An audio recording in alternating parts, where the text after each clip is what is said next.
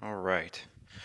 Let's get this out of the way first. The thoughts, views, and opinions expressed on Tailboard Talks Firefighter podcast are solely those of the speakers, guests, and host, and do not in any way represent the thoughts or views or opinions of any other employer, partnership, or sponsor.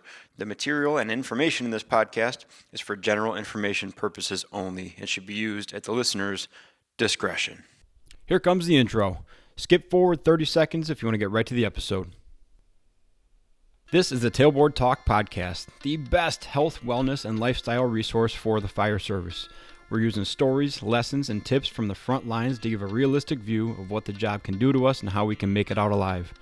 I'm Chris Morella, a firefighter since 03, medic since 05, full-time since 08, and promoted to lieutenant in 20. I'm also a personal trainer and strength coach, and I'm here to give you the best information and host the best discussions to make us capable and durable, both on the job and away from it. So grab a heater, steal some fancy creamer from First Shift, and let's go chat. Okay, let's get going. What's up, everyone? Welcome back to Tailboard Talks Firefighter Podcast, and we're live from the beach this week. We're out in Grand Haven, Michigan on a camping trip. Katie took the kids for a walk. So I'm knocking this one out real quick because I want to get back to the beach. It's nice here. It's only 70s, but there was actually a point yesterday where it got warm. The whole thing is sand. So we're at a state park that's on the corner of the Grand River and Lake Michigan. The whole thing is sand. And for a second yesterday, we actually thought we were in Florida. It was pretty cool. So getting back to them in a second. But I want to get on here and do a quick episode real fast. Two subjects today. We're going to talk about opportunity cost of doing nothing, because that came up in a conversation. And then some low back stuff. I've had a couple of people ask me recently about low back problems. And there's a relatively fundamental principle I'm going to go over with your lower back and how you might be able to help yourself a little bit. So, first thing, we're just going to jump right into it. First thing, opportunity cost of doing nothing. This is a conversation that came up because I have it with myself frequently, but then because it was a part of last week's episode, we talked about opportunity cost. And if you remember, opportunity cost is essentially, it's a difficult thing, but basically, it's what you could be doing if you didn't take the opportunity. All right, so it's hard to explain. I'm gonna get you a good, simple definition here. Opportunity cost is the loss of potential gain from other alternatives when one alternative is chosen. So you take this road, and because you take this road, you can't do this road over here. It's usually the next best thing is over here, but you took this one, now you can't do this one. That's the opportunity cost. The cost of this opportunity is that one, okay? And it can be several things. It can be time away from the family. It can be money. It can be, it usually isn't money. That's a different kind of cost. But it's experiences that you can't do because you're doing something else, okay? And so then the question usually comes up of kind of naturally like, well, if I'm comfortable doing this thing, and I know that if I do something else, it's going to cost me something else, why wouldn't I just keep doing this thing? So what's the opportunity cost of doing nothing? That seems like doing nothing seems like a good thing to do. You're not going to miss out on anything because you're doing what you want to do, right? Kinda, but absolutely not. But actually not. Because when you start thinking about it, you don't know what those costs are until the future potentially. So I looked up the opportunity cost of doing nothing because it turns out other people think about this too.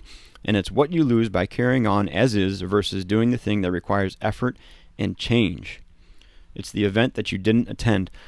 So essentially what they're saying there is effort equals change, which equals more opportunity potentially, which can be kind of tough for us to figure out and stomach because you can't always see that opportunity. Here's a simple example that if I have the opportunity to go get my chain fixed or my brakes fixed on my bike and I don't take advantage of the opportunity because I don't want to spend time away from the family or I don't want to go to the bike shop or I don't want to miss Nathan's swim class, I could be doing that instead of going to get my bike fixed. Now we're on this camping trip and we go take a bike ride and my chain breaks or my brakes don't work, and that's bad, right? So I've lost the opportunity to go on a bike ride because I didn't want to spend on that experience kind of in the beginning. Here's another one that's kind of come up as we've been riding our bikes around. One just went by right now. E-bikes. Now, you may not expect this. I have an e-bike. I love it. It's the coolest thing. But as we're around here at the campground, we went on a pretty long bike ride yesterday, and there were people who were riding e-bikes. People who were riding e-bikes on this path. And had they not had an e-bike, quite honestly, they probably wouldn't have been on that path. It was a longer, challenging ride, but they were doing it no problem. They invested in a bike. They went and sought out a bike. They found a bike, and they gained more opportunity by doing that. They could have very easily sat back and be like, well, I can't ride a bike that far. I'm just going to not ride a bike anymore. But they took the opportunity to get a bike that would help them do that.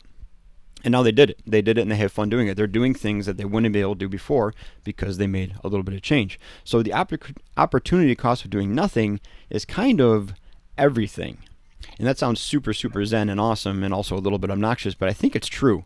And not true all the time, right? Sometimes opportunities aren't that great. You think they're great, ends up being a dud. What if you buy a junky e-bike? Excuse me. What if you buy a junky e-bike and it breaks down halfway, right? But the opportunity cost of doing nothing is a lot of things. So keep that in mind when you want to continue on the straight and narrow or the comfortable path. Sometimes that's right. Sometimes there might be a little bit of effort required, and it might afford you more opportunity in the future. Okay, so keep that in mind. Part number 2, as I said, quick episode. I had a couple people reach out, one at work, one away from work, asked me about back pain, and they kind of said, man, my lower back's been bugging me a lot recently. And this is kind of the general statement that comes across, right? My lower back's been bugging me. I also have this hamstring problem. What's going on? And so usually I tell them that, well, without looking at you and putting you through a screen, all the obligatory stuff, it's likely your butt. Your butt is likely causing your back pain. Likely. Not always, not all the time. It could be an ankle problem further down the chain. But your butt is directly tied to your lower back. And that's because of this very fundamental principle. Kurt and I have gone over this before. I'm sure we've mentioned it, but always worth repeating, that your body is organized in different joints that need different things, and they alternate each other. So in general, the 2 types of joints are mobile joints and stable joints. Some joints need more mobility to be healthy, and some joints need more stability to be healthy. Your lower back happens to be a joint that needs more stability to be healthy and do its job. Now, there's always movement that will come from your lower back. That's good. Your spine is built to move. It's a bunch of little hinges in there, okay? But primarily, your lower back's job is to hold on and stabilize and protect your lower back. What that means is the joints above it and below it are supposed to be mobile. They're supposed to move really well. The joints above it and below it are, above it is your T-spine, so it doesn't feel like a joint you wouldn't expect it to be, but your spine is a bunch of different segments, okay? And the lower part is supposed to be stable. The upper part between your shoulder blades is supposed to move all over the place. A lot of times that's tied up. Bad posture, sedentary stuff, old injuries, whatever. The lower half is your hips. Your hips are supposed to be very mobile and have some stability when needed. They're power transfer things, but they're supposed to be mobile. Almost made a mistake there. So here's where it comes into play. If your hips are too tight, they've turned into a stable joint. Okay.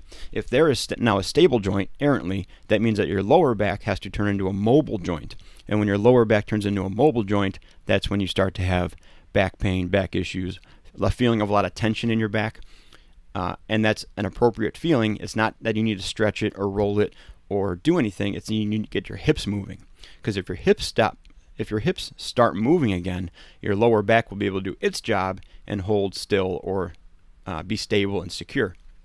But again, if your hips are not moving, if your hips are really tight and they are locked up, your lower back will have to compensate, and then you have trouble. So think about bending over to pick up a piece of paper, right?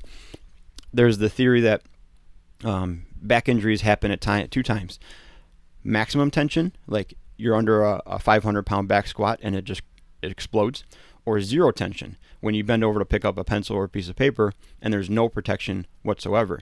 And your hips don't work, so at a certain point your hips stop moving and your lower back has to take over the rest of the movement. And then your lower back starts moving again, and then your hips start moving again.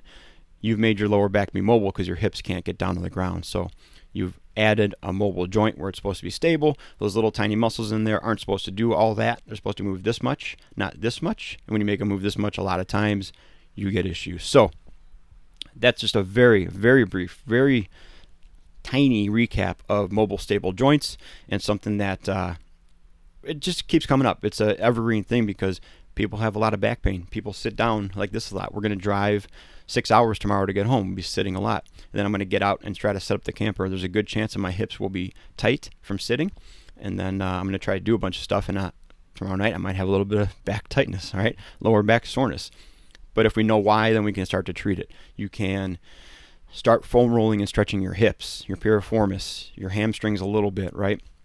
And get those things moving again so now your lower back isn't sacrificed because of your naturally occurring lifestyle. You got to go a little above and beyond.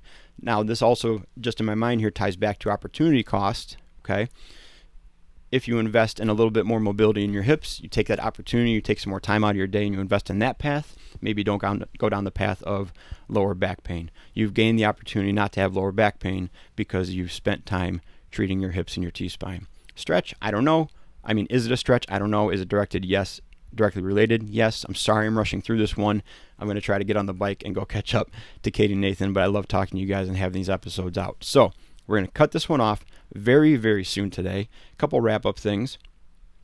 Just a reminder that I'm available for speaking engagements starting in 2024, sooner if possible, but it could be pretty tight, right? It's already August, I think. Yes, new website's launching in September. If you go onto the 4Shift Fitness website now, 4shiftfitness.com, there's a form there. There's 2 forms you can fill out for podcast guests and topic requests, and there's a form for speaking engagements. Go fill it out. I'll get back to you. We'll see what we can do. In September, launching the new website, 4th Shift Firefighter, expanding it because today we talked about fitness, but a lot of episodes besides this one, and even talking about opportunity costs, is not really fitness stuff, but it's firefighter lifestyle stuff, right? And so we're expanding to 4Shift Firefighter, 4Shift Fitness, and the Tailboard Talks podcast are going to be little legs of that company. But look for that in September, and then some big things coming out in October, November. Little bit of a movement and lifestyle challenge starting in October. That is going to be very cool for you guys. Started doing some of my clients already, and they like it. Looking forward to that. Okay. That's it, man. We're cutting this one off. 10 minutes. I appreciate you guys checking this out. Thank you for all the new listeners. There's been a little bit of a jump in listenership in the past couple weeks after some awesome guests.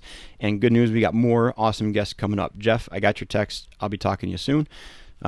Really excited about that one. But thanks, guys. Thanks for hanging out. We'll talk to you guys soon. Keep on working towards being more capable and durable, both on shift and away from it. And starting in September, be a 4-shift firefighter. See ya.